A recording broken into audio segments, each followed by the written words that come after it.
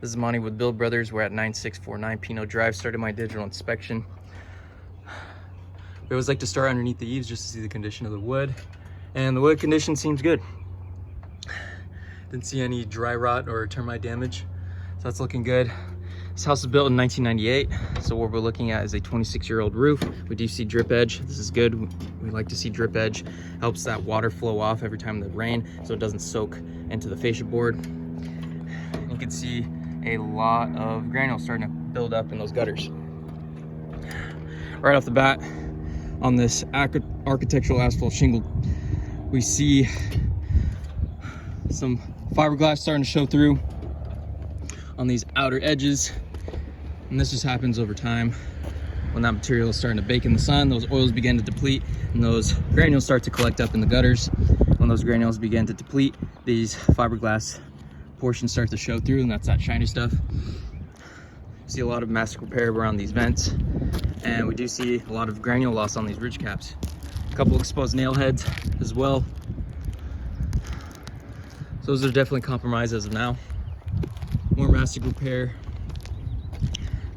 And you can see on the southern facing plane, we do see a ton of granule loss compared to the north facing side. And as I walk, it gets pretty bad and gets progressively worse actually. You can see these are completely depleted of granules. That fiberglass is showing through. These don't even have any of those oils on it, so that is just straight up fiberglass. It's not really doing much as far as waterproofing the material. See a solar attic fan, this looks new.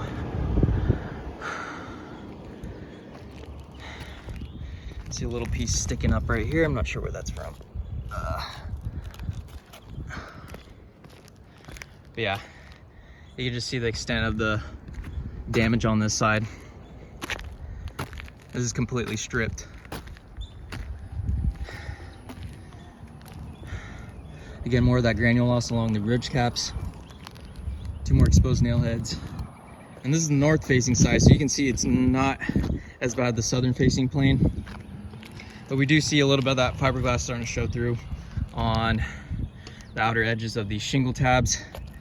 And over time too, with the 26-year-old roof, those adhesive underneath these tabs is going to start to give way. So anytime there's wind-driven rain, that wind is going to flap these up and allow that water to go directly underneath these shingle tabs.